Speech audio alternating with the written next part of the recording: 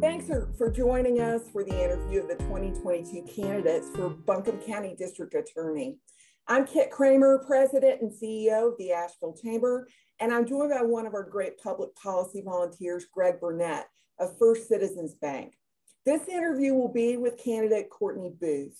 All interviews will be posted to the Chamber's website at ashevillechamber.org/2022 elections. Courtney, thanks for joining us. Thank you for having me. I'm going to jump right in with the first question. What should be the top priorities for the next district attorney? The top priorities for the next district attorney. I've been a public defender for almost 17 years. So I have a historical approach on how the system isn't working. We wanted change almost 8 years ago, and I believe the top priority should be focused on reform. And what that means is reducing mass incarceration, reducing our local jail population, which the majority is sitting all pretrial. Those folks are always innocent until presumed guilty. The jail population right now is high 20s, 30% Black, while our county population through a July 2021 census is 6.3% Black. I think that's indicative that there's still systemic racism embedded deep into the system, and we have to focus on reform. And focusing on reform doesn't mean that we're not focusing on safety. We're making better decisions, better choices to use resources wisely to prosecute violent offenses. But we're also being aware that the system has historically failed persons of color and has affected the poor disproportionately. So I believe, again, the focus is on reform and progress, and not the status quo, and not the old school law and order approach, which we all know has failed and will continue to fail. Courtney, what does the relationship between the police department and the district attorney's office look like now? I can't speak for the district attorney currently. It's Mr. Williams. So I wouldn't know that answer. I would imagine you would have to address Mr. Williams for that answer. I will tell you that if elected as district attorney, I see that role as being independent of law enforcement. It's the checks and balances of law enforcement. It's the pursuit of justice. So one cannot be so entangled with law enforcement to not be an independent person in that role. I don't have the support of the Police Benevolent Association, nor would I ever want that support, because I would see my role as independent. Yes, I would give guidance. Yes, I would communicate with what I would expect out of law enforcement and the charges that they're bringing forth.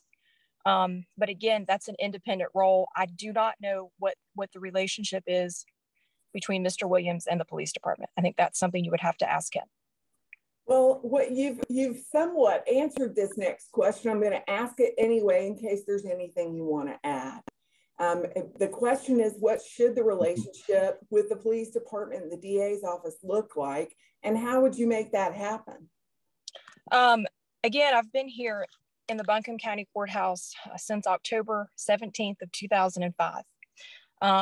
I consider many officers friends.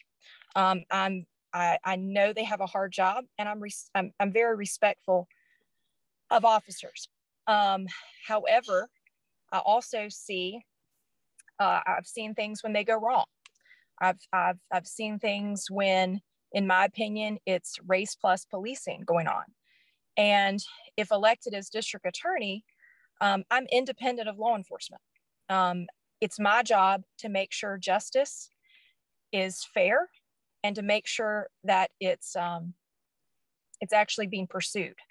And again, I'm independent. Like I said, I'm not supported by the Police Benevolent Association. And I think that has to be the case. I think a district attorney has to be independent of law enforcement. But like I said, you have to communicate as well. and you have to be transparent. So yeah, communication is always key with your local law enforcement, but you still have to maintain independence. Courtney, what is the DA's role in the prosecution of petty crimes that may not carry large sentences, but impact the health and safety of our area's residents and employees? So you said petty crimes. I think that's what I heard. Okay. Yeah. I'm assuming you're meaning trespassing and littering. Just, those are all class 3 misdemeanors, and any ordinance is going to be a class 3 misdemeanor as well. So like, leash law violations, I guess noise ordinance and so forth. But yeah, so we have a county jail. It's pretty full right now by what we're seeing in the public defender's office. We had a substantial decline when COVID first came along, early 2020. The numbers dipped significantly, and now they're spiking again. I think we have only over 400 folks right now in the county jail, and like I said, majority are pretrial.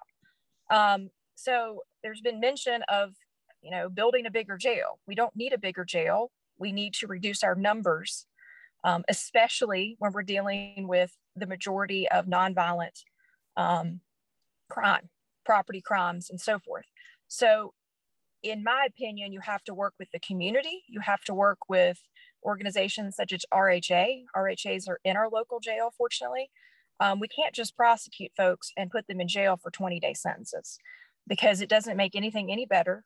They're going to sit in jail for 20 days. 20 days is the maximum on most petty crime class 3 misdemeanors, such as trespassing and just vagrancy charges.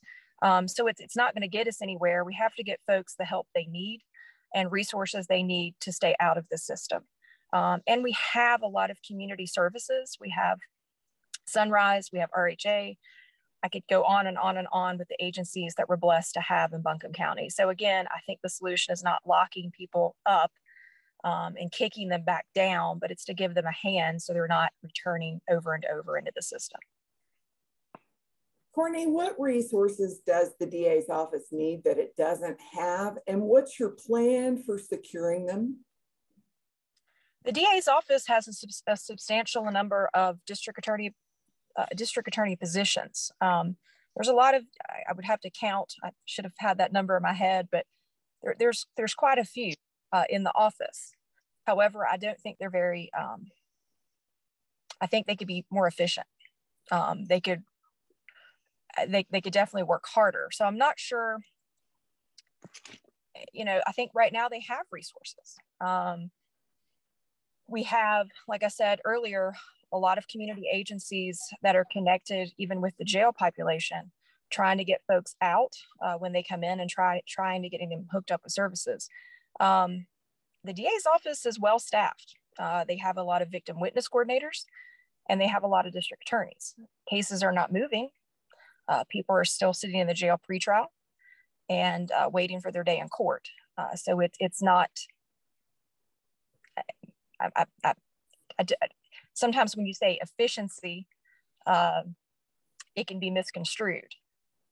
You still have to pursue justice while being efficient. Efficiency doesn't mean just trying to convict people, but it means giving them their day in court. And I think they have the resources. They're just not using them accordingly. Okay. So Courtney, what sets you apart as a candidate? I'm not a career prosecutor. I came into this job, like I said, almost 17 years ago. I've only worked in the Buncombe County Courthouse. I know everybody almost. I probably do know everybody in the Buncombe County Courthouse. Know a lot of law enforcement, know all of our local judges, providers in the community. And I come with it with a different perspective. My perspective is that people are not bad. People are not bad for the most part. People need help a lot of times. I tell you, many of my clients have had horrendous growing up. They've been involved with DSS. They've had stories of abuse, sexual abuse, physical abuse, mental abuse from childhood into adulthood. And I have that perspective, and I see who we're serving in this community. I have the ability and I have empathy for people. I want the best out of people. And I know that when we provide folks with resources, instead of just putting them in a prison cell, that they can succeed. And I've seen it happen over the years. The majority of the cases are nonviolent cases. With that being said, I have a lot of empathy, and I have a lot of empathy for victims as well. Over the course of my career, I've talked to many victims, and in the role as a district attorney, it's also very important to communicate strongly with victims. That's something that I'm seeing that's not happening the way it should happen. I can tell you, oftentimes I've been the first person as a defense attorney to actually have a conversation with a victim. And that shouldn't be happening from the DA's office, that they should be the first point of contact. So I just have a different perspective. Again, the status quo, law and order, is so outdated. It's so outdated. We know it doesn't work. We know it causes generational trauma, and it has to end. And my perspective is that people can change, and that with the support, we can actually increase public safety. We can make wiser decisions on how we prosecute cases and use our resources accordingly. And, you know, I've told people this before, I'm a mom of a 10-year-old daughter. No one wants a safer community than a mom of a 10-year-old daughter. So just because I want reform and I want change doesn't mean that lacks safety. Thank you, Courtney. Okay. Well, Courtney. All right. Go ahead, Craig. Go ahead, Kit. I'm sorry. No. Courtney, thank you for being with us. Yeah, thank you for being with us today. As a reminder, you can find the interviews of other candidates at ashevillechamber.org/2022 elections. And please be sure everyone to vote on the primary or in the primary on Tuesday, May 17th. So again, Courtney, thank you for being with us today. Thank you, Greg. Thank you, Kit. We appreciate your time, Courtney. Thanks. I appreciate you. Thank you.